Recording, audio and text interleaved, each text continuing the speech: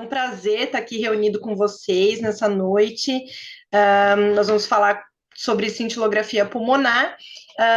Vou iniciar, então, dizendo a respeito de como que são os protocolos de aquisição e, é claro, falando um pouquinho também da própria cintilografia pulmonar. Bom, para quem não me conhece, eu sou a Fabiana, eu sou biomédica, sou mestre em ciências farmacêuticas, eu sou habilitada em imagem. A minha pós-graduação foi feita lá no Einstein, no Instituto Israelita de Ensino e Pesquisa. Eu atuei lá também por cerca de 5 anos. A minha experiência em medicina nuclear já se dá há 13 anos, né? Eu sou subdelegada aqui do CRBM1, aqui em Sorocaba. Atuei como supervisora no IDS por cerca de 8 anos. Sou coordenadora adjunta de pós-graduação e docente na Uniso, além de eu ser mãe, esposa e amiga, né? Falando um pouquinho, então, sobre cintilografia pulmonar, que é o tema aqui da nossa aula, eu vou falar com vocês sobre o que é, quais são os radiotraçadores e como que funciona a aquisição das imagens. Bom, a cintilografia pulmonar, ela é um tipo de diagnóstico por imagem de medicina nuclear que faz uso, né, da cintilografia da inalação e de perfusão para avaliar algumas doenças pulmonares. A principal doença pulmonar que é observada na cintilografia pulmonar, né, que tem mais entrada, mais solicitações médicas, é o diagnóstico de TEP, de tromboembolismo pulmonar agudo ou crônico. Mas ela também avalia e quantifica a relação de shunt pulmonar, em direito e esquerdo, quantificação diferencial da função pulmonar antes de uma ressecção, avaliação de transplante pulmonar, avaliação da etiologia de hipertensão pulmonar e avaliação de doenças parenquimatosas, né? São essas as indicações básicas do exame de cintilografia pulmonar. Dentro do mundo da medicina nuclear, o sistema respiratório, ele fica responsável aí por 4% dos exames realizados em medicina nuclear. A grande maioria dos exames estão relacionados ao sistema cardíaco, né?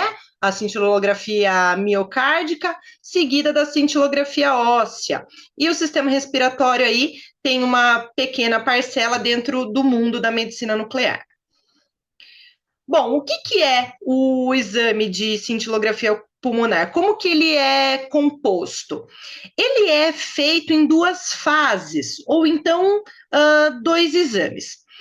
É possível realizar a cintilografia pulmonar de inalação e perfusão, que é o mais comum, mas também existe alguns pacientes que realizam somente a cintilografia pulmonar de perfusão. Mas hoje aqui nós vamos tratar dos pacientes, dos exames que são realizados nessas 2 fases, então, né, nesses 2 tipos de exame, cintilografia pulmonar de inalação e cintilografia pulmonar de perfusão. Qual que é o preparo para a realização desse exame, né? Então, como que o paciente precisa se preparar para realizar esse exame? Não é necessário jejum, então o paciente ele pode estar alimentado, mas ele é paciente dependente. O que é isso? É necessário que o paciente seja cooperativo para a realização da fase da inalação. Sem a atuação do paciente, sem que o paciente execute a inalação de maneira correta e de maneira satisfatória, a gente depende desse paciente, então, é paciente dependente. E é necessário também que esse paciente consiga se manter em decúbito dorsal, né, deitado de costas, por cerca aí de 1 hora, porque é um exame que tem várias aquisições, né, são várias aquisições de imagem desse paciente. E qual seria a contraindicação para a realização desse exame? É uma contraindicação relativa à gravidez, uma vez que é possível, avaliando-se o risco e o benefício do paciente, né, da paciente, realizar um exame de cintilografia pulmonar de inalação e de perfusão, mesmo estando grávida. Se essa paciente tiver aí com a suspeita de um tromboembolismo pulmonar e tiver a indicação, né, para a realização desse exame, é possível sim realizar. A gente já até realizou, acho que umas 2 vezes no IDS, essa questão. Os radiotraçadores. Existem 2 tipos de radiotraçadores que a gente realiza, que a gente utiliza para a realização desse exame, composto aí em 2 etapas, né? Então, na cintilografia pulmonar de inalação, nós utilizamos o eluato, né? Então, o pertecnetato de sódio, que é o produto da eluição do gerador de tecnécio, com o DTPA, que é um ácido marcado principalmente para funções renais, mas que também consegue se ligar a algumas moléculas coloidais e fazer aí essa marcação dentro de uma inalação pulmonar. Então, esse é o radiotraçador que a gente utiliza para a inalação. Isso quando nós estamos utilizando nebulizador. Então, é necessário esse equipamento, né? Esse dispositivo para que seja possível o paciente realizar a inalação. Nesse caso aqui, é o Biovente, que ele fica aqui dentro, então todo esse dispositivo, né, que está aqui dentro do plastiquinho, ele fica dentro dessa maleta que tem uma parte de proteção radiológica, onde a gente coloca o radiotraçador, liga a uma corrente de ar, de oxigênio, né, a um fluxo de oxigênio, e o paciente faz a inalação através de uma traqueia que é acoplada aí, né, no paciente. Então, paciente dependente. Um outro tipo de utilização para a cintilografia de inalação, né, pulmonar, de ventilação pulmonar, é o Tecnegas. O Tecnegas, ele já é um equipamento mais moderno, por assim dizer, uma vez que ele expõe muito menos a exposição à radiação, né, principalmente do operador, do funcionário que vai realizar a inalação. E o Tecnegas, ele utiliza o gás argônio e somente o tecnécio, somente o pertecnetato de sódio. Ele não utiliza a marcação com o DTPA. Então, aqui dentro do dispositivo é colocado um carvão, coloca-se álcool etanol 100% para queima, né, a combustão desse material, e o tecnécio, e também se liga a corrente do argônio. Então, é realizada também a inalação desse paciente. São esses os 2 tipos de formas aí. É importante ressaltar que para a realização dessa inalação é necessário ter um fluxo de ar, né? Então, um exaustor de ar, isso é uma normativa da CNEM,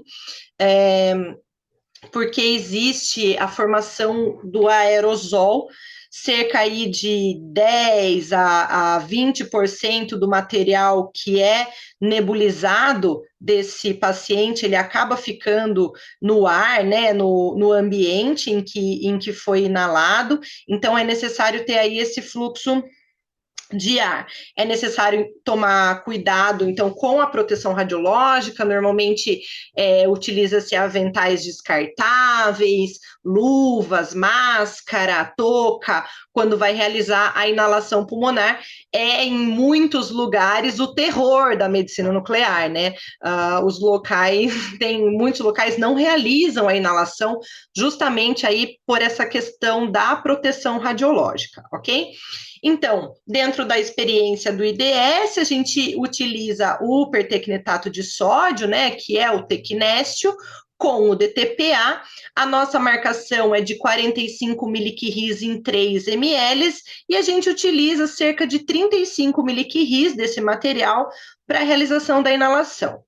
Nós fazemos a inalação por cerca de 20 minutos nesse paciente. Muitas vezes é necessário verificar se o número de contagens ficou boa e algumas vezes até retornar esse paciente para a realização novamente da inalação. Como eu falei, esse é um exame que é paciente dependente, então é até engraçado, assim, porque a gente tem que treinar esse paciente em como inalar.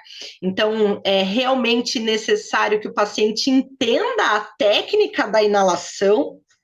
A gente faz os barulhos e tenta demonstrar a forma como realiza essa inalação, porque como ela é pela boca, né? Então o paciente ele suga, ele aspira por essa traqueia, é necessário que ele não engula o material, né? Porque é necessário que esse material chegue até os pulmões e não que fique em região gástrica, o que pode prejudicar aí na aquisição das imagens. Dentro da minha experiência aí de medicina nuclear, nesses 13 anos, eu já fiz exame, por exemplo, de paciente de 102 anos, que a indicação era falta de ar, e daí é claro que a gente brinca, né, e fala que se chegar com 102 anos com falta de ar, eu estou mais feliz da vida ainda, né, então é possível realizar e é totalmente dependente. Ficou bom? Não muito, mas deu para fazer a aquisição desse paciente. Então, esse é o radiotraçador que a gente utiliza aí para a inalação. Como o exame ele é composto por duas fases, né, já que são 2 exames, a segunda fase é a cintilografia pulmonar de perfusão. Como o próprio nome já diz, ela é uma perfusão sanguínea. Então, utilizamos aí 2 vias, a via inalatória e agora a via sanguínea de perfusão. Utilizamos o radiotraçador macroagregado de albumina, radiomarcado com tecnésio. Então, mais uma vez aí, o produto da eluição, o eluato, né, o pertecnetato de sódio, do gerador de molibdênio, radiomarcado com macroagregado de albumina. Hoje, no Brasil, a gente está com falta do macroagregado de albumina. Nos últimos tempos, a gente consegue comprar de uma empresa, através da Hector Ziegler, chamada Tecnonuclear. Antes era produzido pelo IPEM, mas há bastante tempo, já há anos, que o IPEM não produz mais esse material, que é uma pena. Acredito que volte em breve, mas o que estamos utilizando é um material da Tecnonuclear, que é uma empresa lá da Argentina, com a disponibilização no Brasil. Então, são esses os kits que a gente consegue utilizar. O macroagregado de albumina, ele tem uma característica interessante, porque ele possui as partículas entre 10 e 90 microns, cerca de 90%. Então, ele, como o próprio nome diz, ele é um macroagregado de albumina, de proteína. Ele causa, quando perfundido, quando administrado intravenosa, né, uma microembolização. Então, cerca de 0,1% aí do leito capilar acaba sendo microembolizado, né? Ele tem o seu tempo de meia-vida de clareamento por cerca de 6 a 8 horas, que é o tempo aí que ele região pulmonar, e cerca de 3 a 6% da atividade injetada do material marcado ultrapassa a veia capilar. A cintilografia pulmonar de perfusão, então, ela é a radiomarcada com o pertecnetato e o macroagregado de albumina.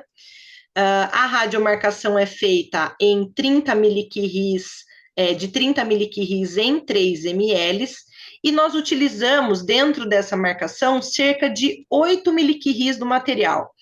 8 miliquirris do material vai dar cerca de 1 ml desse material radiomarcado.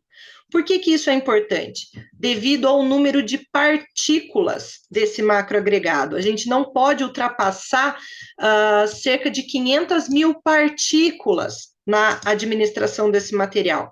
Quando é pediátrico, quando a indicação é pediátrica, é necessário fazer o cálculo desse número de partículas a ser injetado nesse paciente. A gente consegue isso pela bula do material, para que não cause aí nenhum problema.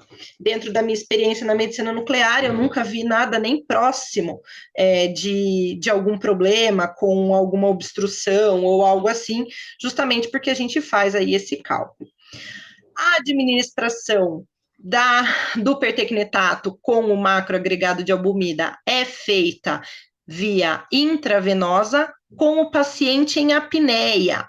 Por que o paciente precisa estar em apneia? Para que esse material não fique na base pulmonar, que pode acontecer caso ele fique respirando normalmente. Então, pede para o paciente prender a respiração, injeta o material e esse paciente pode voltar a respirar normalmente. É de extrema importância realizar uma homogeneização do material antes da administração, porque como ele é um material particulado, pode ficar ali na seringa um tempinho parado, e daí ele também pode criar grumos, né, e prejudicar a aquisição das imagens.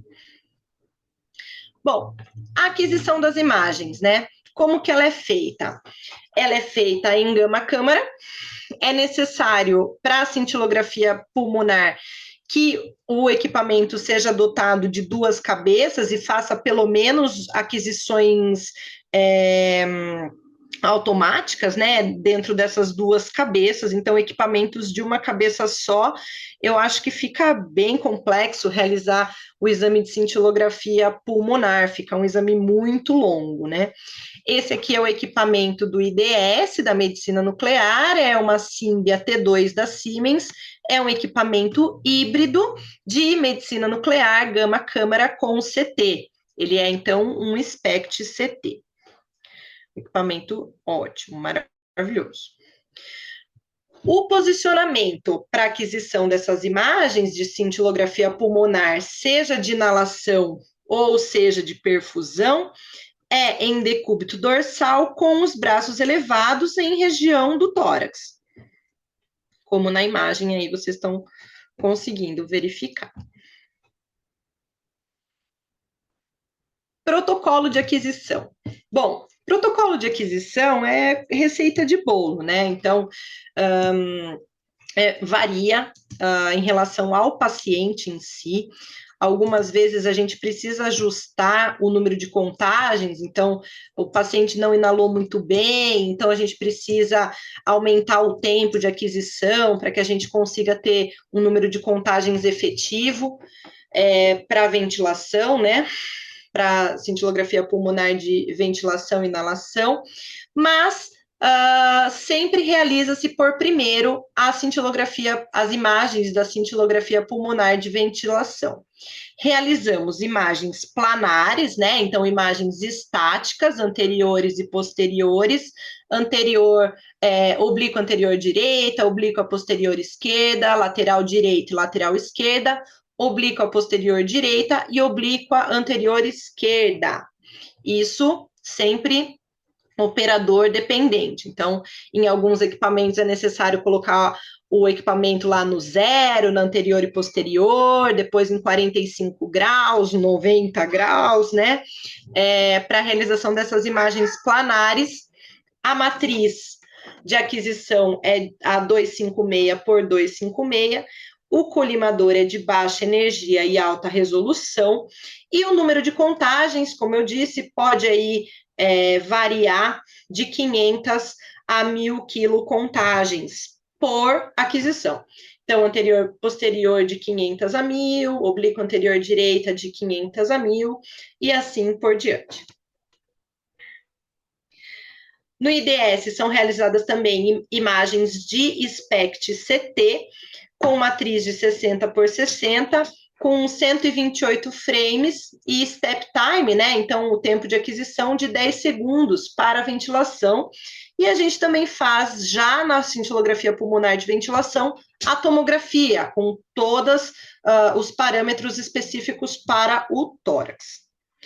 Terminou essa imagem, que são várias, né? Só nisso a gente já levou aí cerca de 40 minutos de aquisição de imagens nesse primeiro momento, onde a gente tem basicamente essas imagens aqui.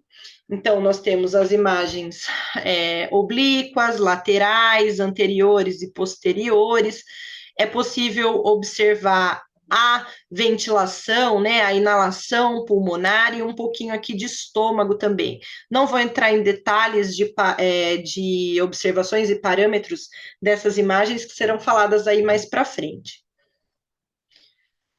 Terminou, então, as imagens, tanto planares quanto de SPECT de ventilação, injeta-se o material da cintilografia pulmonar de perfusão, que é o macroagregado de albumina.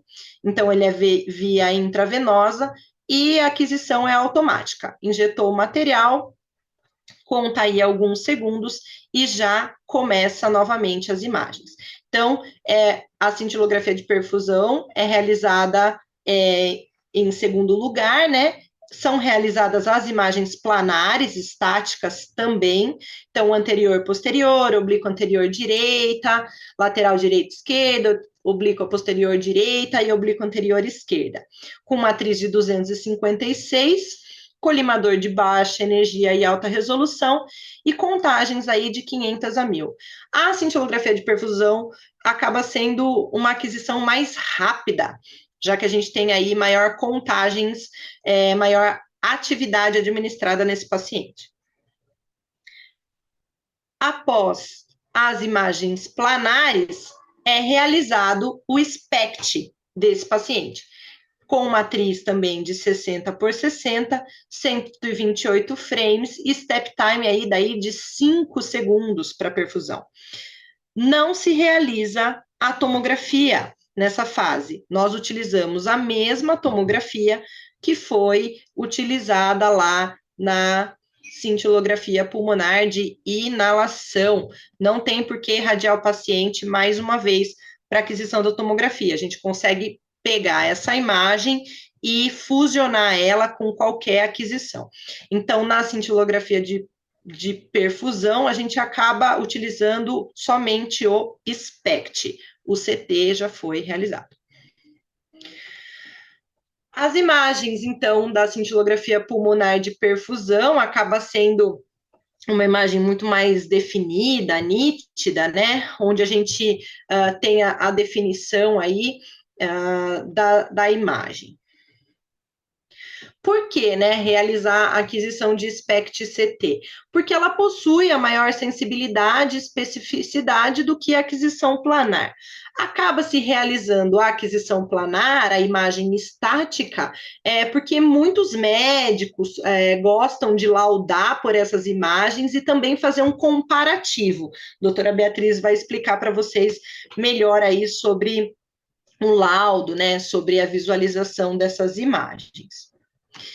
Bom, quando realizamos, então, o SPECT-CT, eu tenho aqui a imagem da tomografia, então, a imagem da tomografia do tórax, a imagem de SPECT, seja da inalação ou da perfusão, e a imagem híbrida da medicina nuclear com a tomografia computadorizada.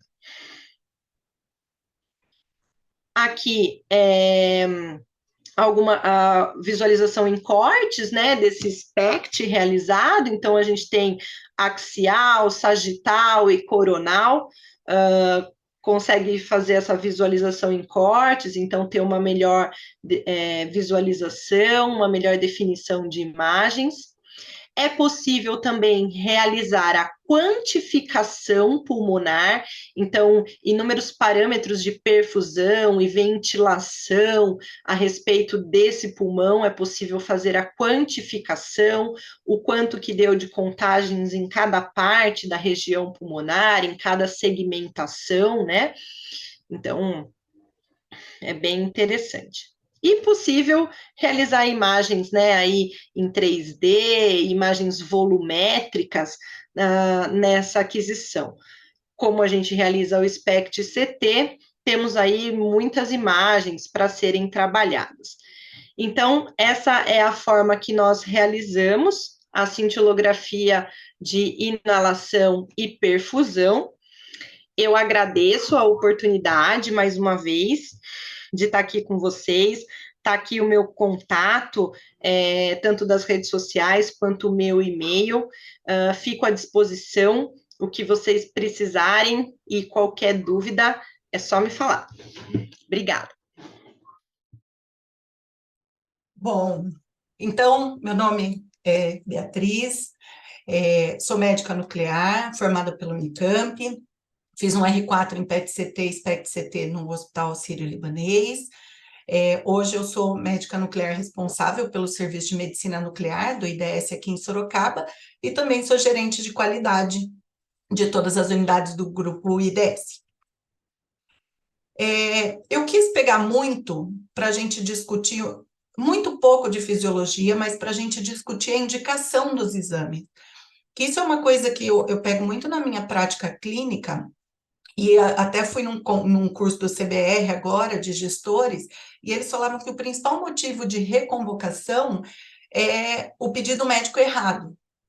Então, muitas vezes, eu vou querer focar muito a minha apresentação nessa questão da indicação, porque eu acho que você tem que saber se aquele exame está bem indicado, senão você não vai conseguir dar resposta para o solicitante. E uma coisa que eu discuto muito com os colegas nucleares é que eu falo que a gente faz o laudo para o solicitante, a gente não faz o laudo para o outro médico nuclear. Então, a gente tem que ter uma noção de fisiologia, a gente tem que ter uma noção de clínica, uma noção de fisiopatologia para a gente entender aonde o nosso exame vai se encaixar e se a gente vai conseguir dar ou não dar aquela resposta que o solicitante está pedindo. Então, enquanto a Fabi mostrava a apresentação dela, era essa imagem que vinha na minha cabeça, que a gente tem que pensar, se eu estou falando de inalação, eu estou falando aqui nos alvéolos, né? Se eu estou falando de perfusão, eu estou falando aqui dos vasos, das arteríolas, das vênulas, na verdade, das vênulas. Se eu estou falando de shunt, eu tenho uma comunicação entre os dois, né? Porque se eu injeto na veia e ele emboliza, ele para aqui. Se ele está indo para o lado da artéria e indo para o resto do corpo, é porque alguma coisa aí não está tá comunicando no meio do caminho. Então, sempre que eu olho para uma imagem de inalação e de perfusão, eu tento imaginar um pouquinho dessa imagem aqui. E uma coisa que a gente não pode esquecer é que tudo isso daí, ele está junto com toda a nossa parte cardiovascular, né? Então, dependendo da patologia que eu tenho aqui no pulmão, eu vou ter uma repercussão cardíaca. E a alteração cardíaca, ela vai levar alteração nos outros órgãos, ela vai levar alteração renal, ela vai levar alteração cerebral. Então, quando a gente fala de hipertensão pulmonar, o problema dela é a repercussão que ela traz para todo o resto da parte hemodinâmica do nosso paciente. Então, sempre que a gente pergunta, fala assim, qual que é a indicação de cintilografia pulmonar? É TEP. Garanto que é a primeira coisa que todo mundo pensa, e foi o que a Fabi acabou colocando ali. Uma coisa que a gente tem que pensar, quando chega um paciente com TEP, a gente não pode esquecer que o TEP, ele é uma doença, ele não é uma imagem que eu ponho na gama-câmara. Ela é uma patologia que antes desse paciente vir para mim, ele foi triado através de um score que é bem conhecido, que é o score de Wells, e aí eu consigo avaliar, dando pontos para esse paciente, qual é a probabilidade deste paciente ter TEP. Então, quando eu vou laudar um exame, eu vou buscar esse score de Wells dele. Eu vou ver qual é a probabilidade desse paciente ter TEP. Então, sempre que a gente, falando em diagnóstico, a gente sempre tem que pensar que existe uma probabilidade pré-teste e que é importante a gente saber ela, né? Então, esse score de Wells, ele vai dar uma probabilidade e, de acordo com essa probabilidade, a gente vai manejar o nosso paciente. Então, a gente tem que pensar que o paciente que tem um score de Wells baixo, ele não precisa continuar investigando. Então, se ele já tem um score muito baixo, a probabilidade de eu achar alguma coisa na imagem e aquilo, eu ter que pensar que aquilo pode ser um falso positivo, é muito grande. Ao passo que, se eu tenho um paciente com uma probabilidade pré-teste de intermediária alta, eu tenho que olhar esse paciente com mais atenção. Antigamente, a gente usava muito raio-x de tórax. Antigamente, até minha época da residência aí, deve fazer uns 10 anos, a gente usava muito o raio-x de tórax como base. Por quê? Porque a gente não tinha referencial anatômico para poder olhar esses exames.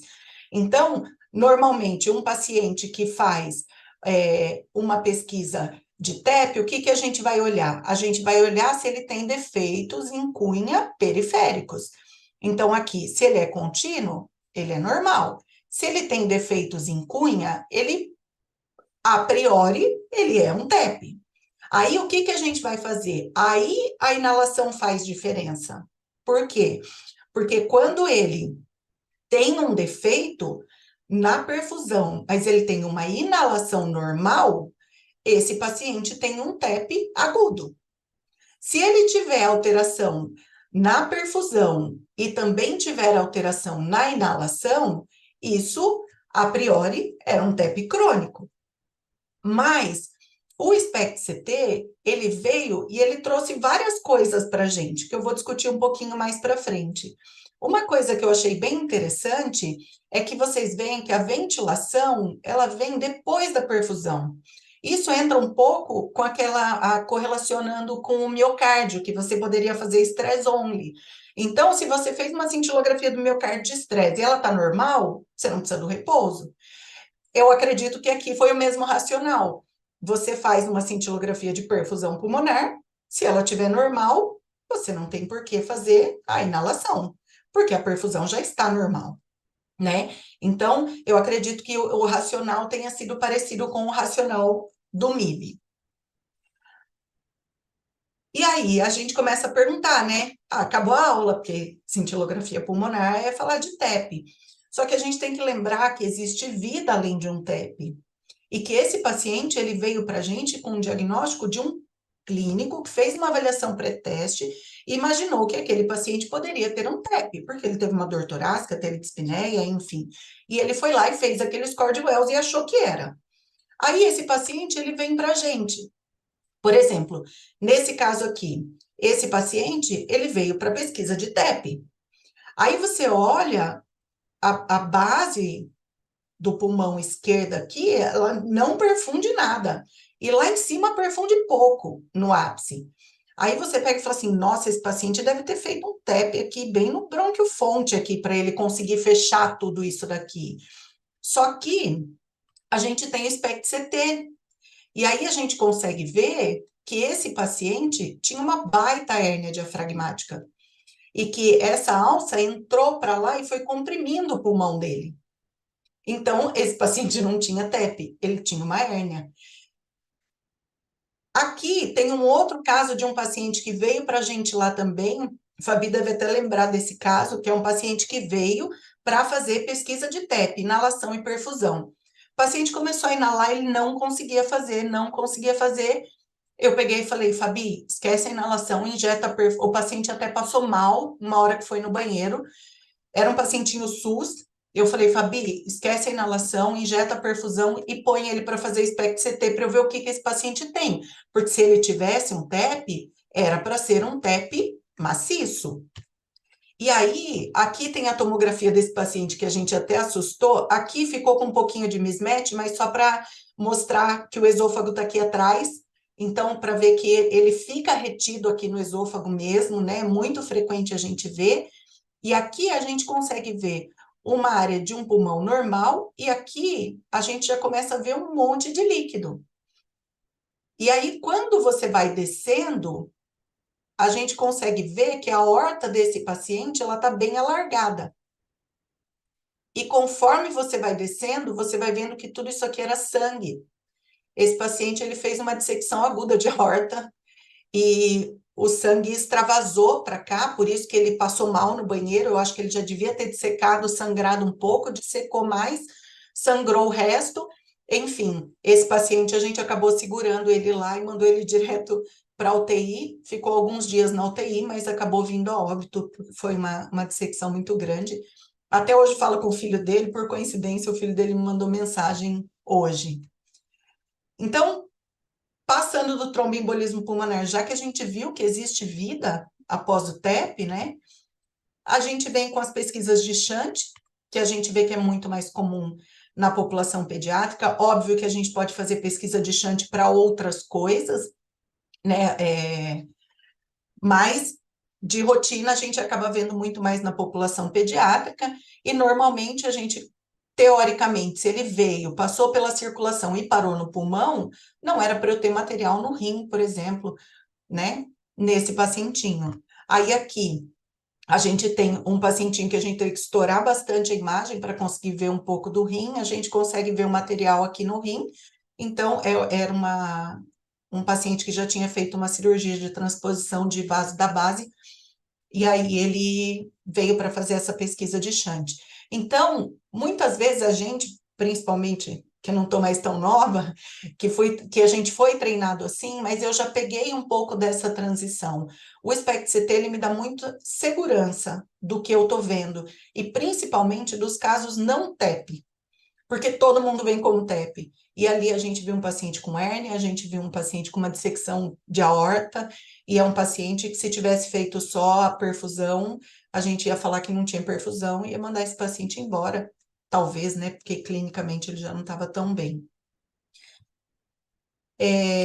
Andando mais um pouquinho, agora que eu acho que a gente tem que pensar muito nessa vida após o TEP, porque hoje em dia aumentou muito o diagnóstico de neoplasia pulmonar. E a cintilografia, ela tem um papel muito importante na avaliação pré-operatória desses pacientes. Por quê? Esse paciente, ele passa inicialmente por 2 exames. A VF1, ele é o principal marcador que a gente tem numa espirometria. E ele é um principal marcador de como esse paciente vai evoluir. Então, aqui na espirometria, o que que você faz? Você pede para o paciente puxar, puxar, puxar o ar, e quando ele puxa, ele assopra tudo de uma vez. E aí você vê aqui o volume em litros que esse paciente vai ter, né? Ele atingiu. Então, esse marcador VF1, ele é muito importante.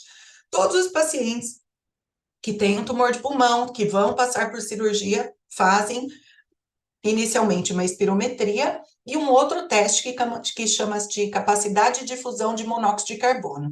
Eu tinha até colocado um videozinho, tirei, porque achei que ia ficar muita coisa, mas só para vocês entenderem que é um aparelho, é quase uma inalação pulmonar, né? O paciente puxa, assopra e o equipamento consegue detectar essa capacidade de difusão do monóxido de carbono. Quando a gente pega esses 2 testes, a gente vai separar os pacientes em 2 grupos, basicamente.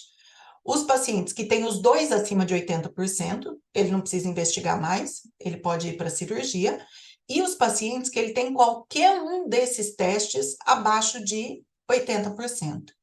Nesses casos, eu tenho que tentar fazer uma estimativa da função pós-operatória. Então, do mesmo jeito que aqui a gente viu a VF1 pré-operatória, existem formas da gente estimar a VF1 pós-operatória, antes do paciente operar.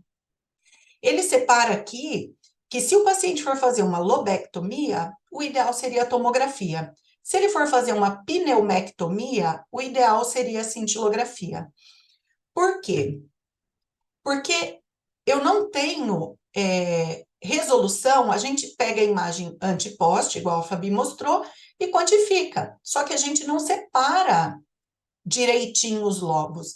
Então, o médico, por essa falta de precisão, de anatomia, né, ele tem dificuldade de ir para uma lobectomia. Então, acaba que ele usa a tomografia para delimitar e tem um cálculo que ele faz baseado em cima da tomografia para tentar estimar qual que é a VF1 pós-operatória.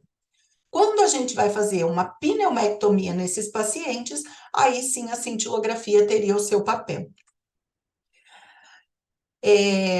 Nesse caso aqui, por exemplo, esse paciente, ele fez lá na clínica para ele fazer ele tinha uma neoplasia de pulmão. A neoplasia de pulmão tá aqui, ó, no lobo superior esquerdo. É difícil a gente conseguir enxergar isso aqui, né?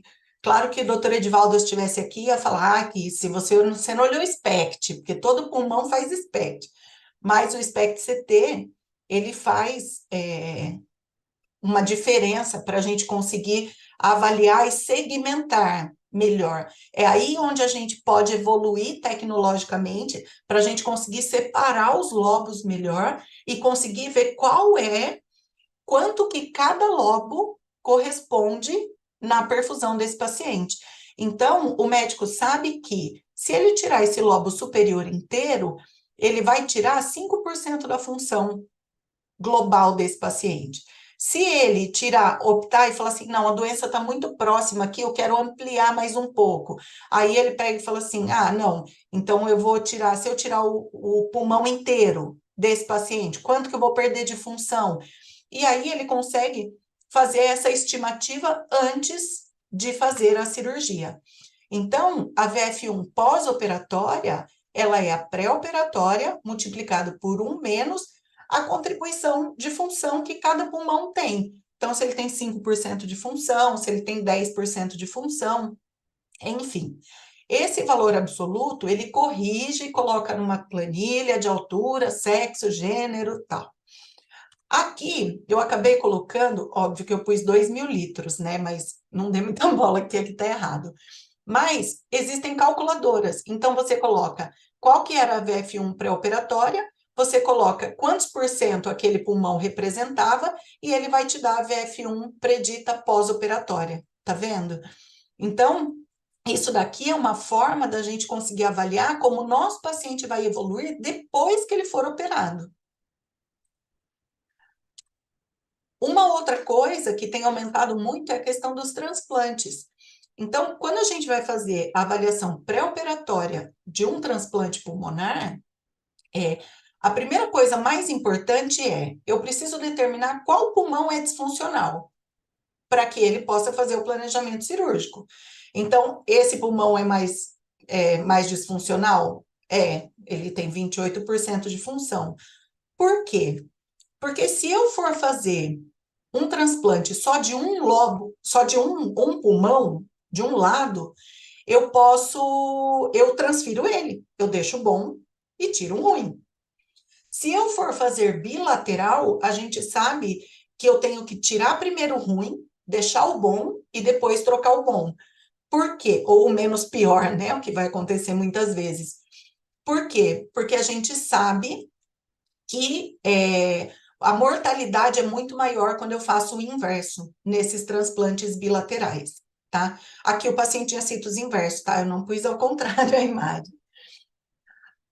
Aqui a gente também sabe que além dele fazer o diagnóstico e direcionar o cirurgião como ele vai trabalhar, ele também atua na questão do prognóstico, porque a gente sabe que diferenças de perfusão superiores a 31% estão relacionadas a um pior prognóstico. Então, esse paciente vai evoluir pior quando essa diferença é superior a 31%.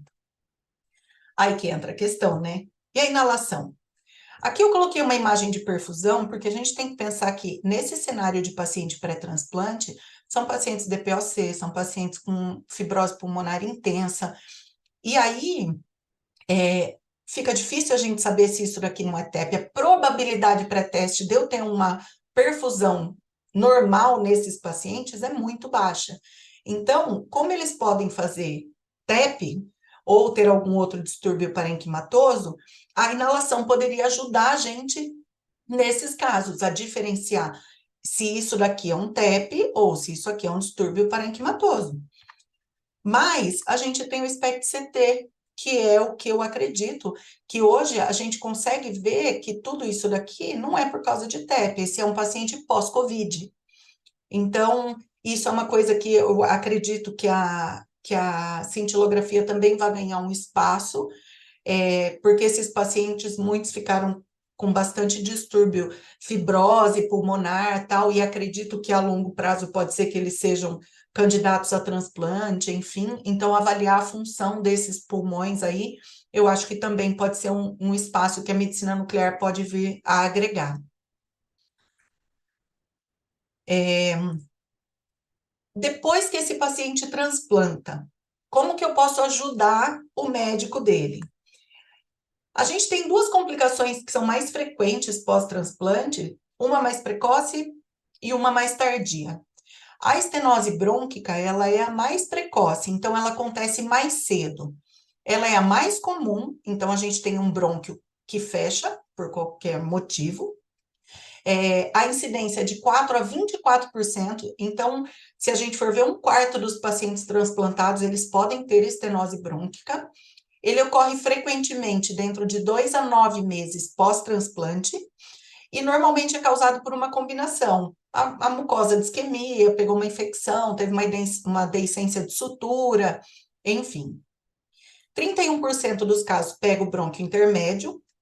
O padrão ouro, ele é a broncoscopia, porque você já entra para fazer diagnóstico e tratar, porque se ele tiver estenosado, você pode dilatar com balão. Normalmente, o estudo inicial que eles fazem é a tomo. Aí, eu faço até uma correlação com o MIB. Você foi lá, fez uma cintilografia do miocárdio. Aí tem uma obstrução. Ela tem repercussão fisiológica nesse paciente? Então, aqui a gente vê que esse paciente ele teve uma estenose brônquica, mas a cintilografia dele é normal. Então, esse paciente ele foi seguido, não foi realizado um novo procedimento, porque o que a gente não pode esquecer é que sempre você tem uma dilatação, você tem um trauma, você tem chance de reestenose a cada vez que você vai mexendo. Então, sabendo que esse paciente tem uma perfusão normal e o paciente está bem clinicamente, você pode só seguir esses pacientes com estenose brônquica e não precisa fazer a intervenção. A outra complicação que a gente tem, que é uma complicação mais tardia, que é uma disfunção crônica do enxerto.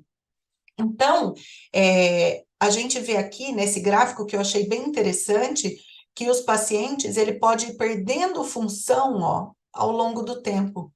Então, aqui eu tenho um paciente 1 ano pós-transplante, 7 anos, 10 anos e aqui 12 anos pós-transplante. Então, ele foi perdendo a função do pulmão aqui do lado esquerdo. Aí, para a gente fazer o diagnóstico dessa disfunção, a gente sempre vai usar uma cintilografia pré-transplante, onde a gente vê que a relação de um pulmão com o outro é de 60-40, então era essa que a gente tinha pré-transplante, e aí você compara pós-transplante. Se eu tiver uma queda de 20% ou mais nesse paciente, a gente pode falar que ele está entrando nessa complicação tardia, que ele está tendo uma disfunção do enxerto, porque apesar dele ter aumentado em 80% para cá, ele teve uma redução de 20% no lado contralateral. Então, eu acho que a mensagem que eu queria deixar é que existe vida além do TEP, então sempre que a gente olhar uma cintilografia de perfusão pulmonar, a gente tentar olhar fora da caixinha, não tudo olhar é TEP ou não é TEP, né? A gente está ali para fazer diagnóstico. O SPECT-CT, ao meu ver, traz informações muito relevantes para diagnóstico, né? A avaliação pré-operatória de neoplasia tem um papel importante por você conseguir predizer como vai ser a função expiratória final desse paciente no pós-operatório, mas ela ainda é limitada por causa dessa falta de quantificação tridimensional, então tudo que a gente vai mexer com lobos ali na cintilografia fica um pouco mais difícil, e a gente tem um papel importante na avaliação pré e pós-transplante, tanto na fase precoce quanto na fase tardia. E é isso, obrigada. Para aqueles que não me conhecem, então, sou físico, já dentro da Siemens há 15 anos, trabalho com medicina nuclear de sempre, desde 96, mas, enfim. Comecei na Siemens como físico, como aplicacionista, e hoje minha função é cuidar do, do desenvolvimento de pesquisa na área de imagens moleculares. Uma das pesquisas que a gente tem, um dos desenvolvimentos que a gente tem, é justamente essa questão da quantificação de SPECT. Então, quando a gente pensa na problemática do porquê fazer isso, a Fabiana e a doutora Beatriz já falaram muito bem sobre isso. Então, o que a gente tinha até o momento são as imagens planares, e em cima das imagens planares, a gente conseguia fazer uma quantificação. Problemas disso, e eu prometo que eu vou ser rápido nisso, eu não resisto a falar um pouco de física e de matemática, mas eu não vou assustar, não. O problema que a gente tinha nisso, nessas imagens planares, é que não é uma quantificação puramente de um ROI contra o outro. Então, sempre que a gente faz uma quantificação em medicina nuclear, sempre que a gente gera um algoritmo que vai quantificar, ele por trás, ele tem uma equação, ele tem uma integral, ele tem uma equação de Fourier, ele está baseado em alguma coisa. Então, esses cálculos que a gente fazia de quantificação planares, todos os problemas que a Fabiana, que a doutora Beatriz, que elas trouxeram já na execução do exame, todos esses problemas acabavam interferindo no que vinha acontecendo. Então, eles interferiam nos resultados, porque de uma forma ou de outra você tinha uma inalação, uma ventilação não tão bem realizada, você tinha um erro de contágios, você tinha uma aquisição com mais ou menos contágios, com um SPECT com mais ou menos tempo, e tudo isso interferia no algoritmo que ia fazer a quantificação. O que a gente chega hoje é pular todos esses, ou tentar pular todos esses problemas utilizando de inteligência artificial. Então, quando a gente passa a utilizar a inteligência artificial, a gente passa a ter uma reprodutibilidade melhor, a gente passa a ter um método mais estável que nos permite mais confiabilidade no resultado final, principalmente quando a gente fala em quantificação. Claro que eu volto lá para o início da apresentação da Fabiana, em que ela falava em protocolos. Então, claro que quando eu estou falando de inteligência artificial, eu estou aumentando o grau de interação dos algoritmos que vão estar postos na máquina, tanto de aquisição quanto de processamento e pós-processamento.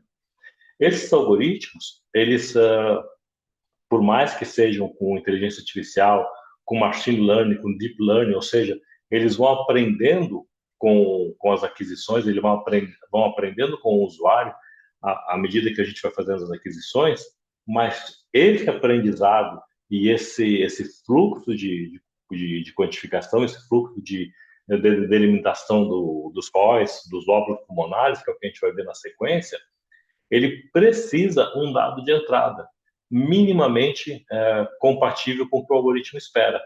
Então, eu preciso, quando eu vou me utilizar da inteligência artificial para melhorar o meu diagnóstico, para ter um incremento no meu diagnóstico, para conseguir ter uma segmentação melhor para qualquer órgão, aqui a gente está falando de pulmão, mas para qualquer um, sempre que a gente implementa a inteligência artificial, a gente precisa seguir um guideline, a gente precisa seguir um protocolo, porque o fabricante, seja qual fabricante for, quando ele implementa um algoritmo de inteligência artificial, ele não consegue implementar um algoritmo para a Fabiana e a doutora Beatriz, para o Homero, para a Solange. O fabricante, eles conseguem implementar um algoritmo que responda a nível global aquele tipo de diagnóstico que está sendo buscado. Então, eu preciso seguir um protocolo, eu preciso seguir um guideline, porque o dado de entrada ele é fundamental. Regra básica da inteligência artificial. Entrou lixo, sai lixo. A inteligência artificial ainda não tem capacidade de avaliar o dado de entrada.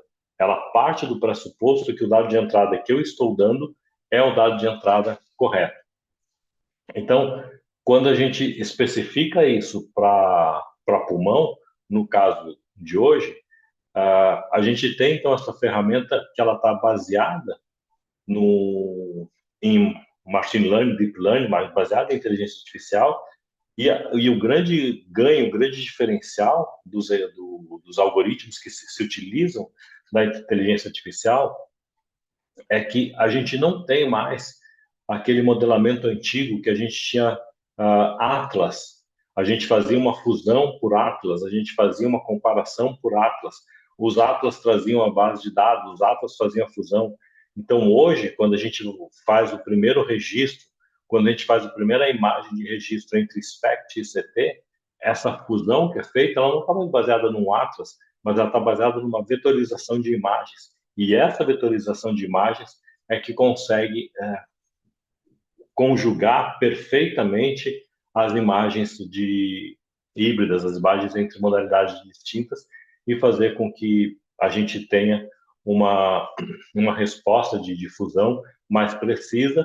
Com a resposta de difusão mais precisa, a gente consegue, então, por fim, atingir a perfeição na segmentação dos nódulos pulmonares.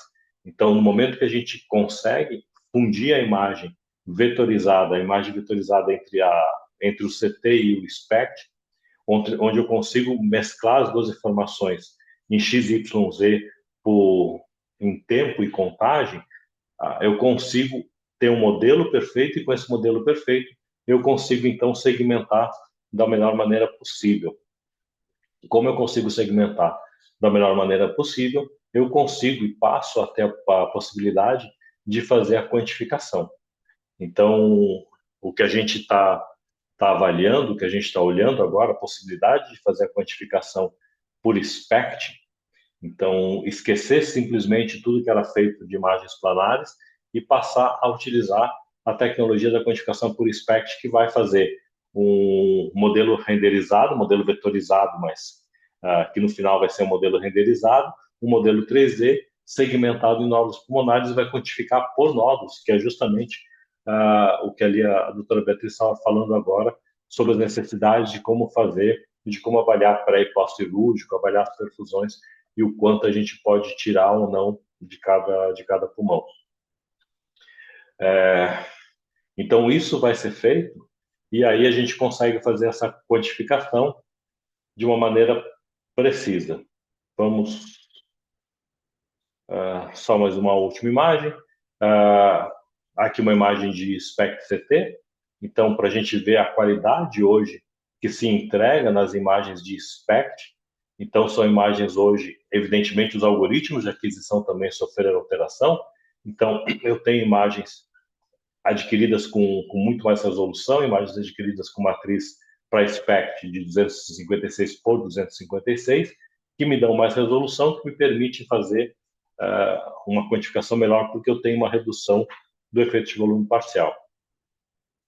Importante, né, antes da gente entrar no software e olhar a ferramenta funcionando, é que quando a gente está falando dessas ferramentas de inteligência artificial, especificamente aqui para o auto-lung, para segmentação pulmonar, eu faço uma imagem de SPECT, não faço imagem planar, eu faço uma imagem de SPECT, e da imagem de SPECT, como eu adquiri meu SPECT em modo lista, como eu sei exatamente onde está XYZ, eu consigo, ao final, modelar meu objeto de SPECT. Eu vou criar um modelo, vou ter meu objeto reconstruído, e deste objeto eu vou tirar XYZ em cada tempo, e vou conseguir fazer uma reconstrução planar baseada da questão de SPECT, que não é o que se tinha antigamente. Antigamente a gente fazia uma aquisição de SPECT e simplesmente chapava nas projeções e entregava isso como se fosse uma imagem planar, de péssima qualidade. Hoje, as imagens planares reconstruídas a partir do SPECT têm mais resolução do que uma imagem planar. Por quê? Porque eu consigo reconstruir ela a partir de XYZ, então eu consigo melhorar a resolução daquela imagem planar. Então, com a imagem de SPECT-CT, eu termino uma imagem SPECT-CT, tenho as quantificações e se eu precisar, eu posso tirar da minha imagem de SPECT as imagens planares e voltar àquela quantificação antiga. Então, importante, a ferramenta, para que ela funcione, ela precisa SPECT-CT. Não é uma ferramenta que vai funcionar com SPECT-only. Eu preciso de um equipamento híbrido. Então, vamos lá. É uma ferramenta de pós-processamento. Então, na minha estação de aquisição, eu vou fazer a reconstrução, jogo para o single via. No single via, eu vou então carregar dentro de um determinado workflow que é uma general, e a partir disso, as imagens de SPECT vão ser carregadas aqui. Com as imagens de SPECT, eu vou buscar a ferramenta do AutoLang. E aí, com a ferramenta do AutoLang, eu vou carregar as imagens, então, de CT, a imagem de SPECT. Com as duas imagens carregadas, eu vou olhar para ver, comparar essas duas imagens para ver se elas estão compatíveis. Então, eu olho já aqui nesse momento se visualmente elas estão na mesma posição, se em X, Y, Z as coisas estão ok, então eu posso andar para frente e para trás, eu vejo. Se tudo está de acordo,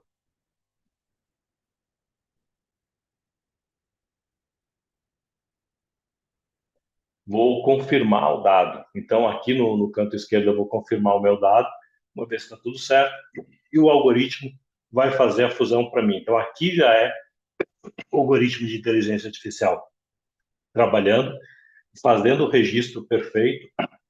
Claro que se eu não concordar, se houver alguma discrepância desse registro, eu sempre tenho a possibilidade de realinhar manualmente. Mas aqui, o algoritmo de inteligência artificial já entrou, já trabalhou, fez o registro para mim. Então, esse algoritmo aqui é o algoritmo chamado Alpha Registration, é um algoritmo que hoje usa pelo menos 67 pontos fiduciais entre tomografia, entre a imagem anatômica e a imagem funcional, para fazer um match das duas imagens. Então, uma vez que isso está ok, se eu concordar com o registro, eu simplesmente vou mandar ele segmentar. Isso aqui está em tempo real. Mandei segmentar, ele faz a segmentação dos lóbulos pulmonares e eu já consigo, a partir dessa primeira segmentação, começar a fazer uma análise visual. Então, nesse primeiro momento, ele segmentou para mim ali no pulmão direito. Eu consigo verificar, então já tenho uma análise visual da interpretação dele, consigo na imagem renderizada 3D buscar o quanto essa lesão, aquele tumor, ele está impedindo ou está atrapalhando a imagem perfusional. Então, na imagem 3D eu consigo avaliar já visualmente o incremento ou o decremento de perfusão, e a partir desse momento eu passo para análise quantitativa. Com análise quantitativa, eu passo então até a possibilidade de olhar dentro de cada pulmão direito e esquerdo, nódulo superior, meio e inferior, eu consigo olhar os valores de volume na imagem de CT. Então, aqui na grade embaixo, a gente tem do lado esquerdo as quantificações feitas na imagem anatômica, do lado direito as quantificações feitas na imagem funcional. E aí a gente tem, então, na imagem anatômica, o volume. A gente consegue ver o quanto de volume, quanto de percentual desse volume corresponde ao volume total do pulmão. E do lado direito, eu consigo ver o percentual de perfusão daquela região, daquele volume. Olhando para cá, a gente consegue ver, nesse caso específico aqui, que a gente tem o total do pulmão direito com 52% do volume e um total de 53,3% de perfusão. Então, eu consigo avaliar que eu não tenho aquela aquela lesão não está me gerando uma perda perfusional. Então, assim como eu não tenho uma perda perfusional muito grande, a avaliação mostra volumetricamente isso, eu tenho condições de avaliar que esse paciente, por exemplo, pode ir à cirurgia, ele pode fazer a ressecção disso e não vai me gerar um problema perfusional no futuro. Quando a gente quantifica esse paciente no follow-up pós-cirúrgico, a gente encontra uma variação do que ele vai ter uma queda para 80% da perfusão que ele tinha nesse momento. Ou seja, isso tudo avaliado pelo software, pelas tabelas e pela quantificação do algoritmo. Isso me permite garantir que esse paciente pode sim ir à cirurgia sem perda. Então, com essa imagem, com essa avaliação, eu já consigo avaliar esse paciente e estratificar ele sim ou não para uma cirurgia. A ferramenta basicamente é isso. Eu tenho aqui alguns outros pacientes para a gente olhar. Então, um paciente aqui que não é um paciente de câncer, não é um paciente oncológico, é um paciente que apresenta um problema perfusional. Então, a gente consegue ver no comparativo das imagens e na tabela embaixo, a gente consegue ver a avaliação de variabilidade que ele tem do volume anatômico com o volume perfusional. Então, a gente consegue encontrar os problemas que ele tem e a gente enxerga isso por esses... quando a gente olha as imagens aqui, a gente consegue ver falhas, ou enfim, falta de perfusão no lóbulo inferior esquerdo do paciente. Então, você consegue olhar para a imagem, mas mais do que olhar para a imagem e ter uma análise visual, você passa a ter uma análise quantitativa precisa do que está acontecendo. Então, você consegue avaliar o quanto de perfusão está vivo, né, em cada pulmão, em cada lóbulo, e eu consigo avaliar o quanto, se for necessário, fazer uma ressecção, uma cirurgia, um transplante, enfim, qual dos nódulos, qual dos lados eu posso tirar que vou interferir menos na perfusão total do paciente. Esse último paciente aqui é um paciente de follow-up de câncer, que vem fazendo radioterapia ao longo do tempo, e ele tem uma perda importante da perfusão. Então, vocês conseguem ver que na imagem de CT, ali no lado direito, no lóbulo direito médio, eu tenho zero ou quase zero de volume e zero de perfusão. Então, a gente consegue avaliar o quanto de perda perfusional esse paciente teve ao longo do tratamento, das cirurgias e das radioterapias que ele vem fazendo, ele vem sofrendo. Então, isso permite também não só uma estratificação cirúrgica, transplante, mas também, muitas vezes, um melhor planejamento, um planejamento mais criterioso para o tratamento de radioterapia, porque a gente vai conseguir acompanhar e avaliar o volume perfusional real desse paciente e o quanto a gente está interferindo e piorando ou melhorando, o quanto de qualidade de vida a gente está dando a esse paciente durante o tratamento. Então, e tudo isso feito de uma maneira muito simples, muito rápida e muito automática. Mais uma vez, o algoritmo, ele é extremamente preciso, desde que a gente tenha uma aquisição que siga protocolos, que siga guidelines, porque o algoritmo ele vai interpretar que o seu dado de entrada está correto.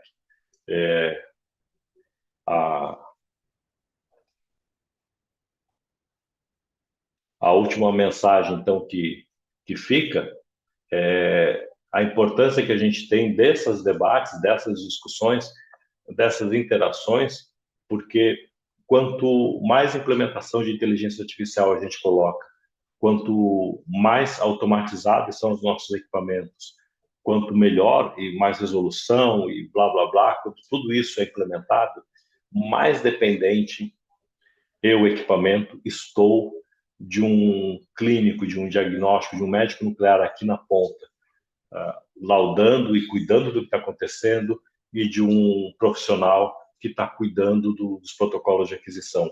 Esses dois protocolos, esses dois profissionais, cada vez mais necessários. Quanto mais a inteligência artificial a gente coloca, mais eles são necessários. Entretanto, eles são necessários com cada vez mais informação, porque eles precisam também, assim como os equipamentos e os algoritmos, eles precisam estar atualizados para entender a demanda do que é feito. E aqui, o Homero e a doutora Beatriz falaram sobre isso, sobre a dificuldade de solicitação médica, de mudanças de critérios de solicitação médica. Também a importância da gente ter aqui um profissional de diagnóstico que vai conseguir levar adiante tudo isso. Não adianta a gente implementar, a gente apresentar e ter todos esses algoritmos maravilhosos, fantásticos, que conseguem realmente tratar melhor o nosso paciente, fazer uma jornada mais feliz dos pacientes que estão aqui, seja no caso do pulmão, oncológico, cardio, não importa. A gente consegue tornar uma jornada mais feliz, mais humana, mas a gente precisa passar isso adiante, precisa passar para os nossos clínicos que as ferramentas estão se modificando e que você precisa passar uma solicitação diferenciada, porque a gente tem coisas melhores do que simplesmente imagens planares, quantificações planares. Então a gente tem como tratar melhor o paciente, a gente tem como entregar ferramentas de diagnóstico muito mais precisas e mais voltadas a uma jornada melhor do paciente, mas a gente precisa essas atualizações, e isso faz com que conversas como essa sejam tão importantes.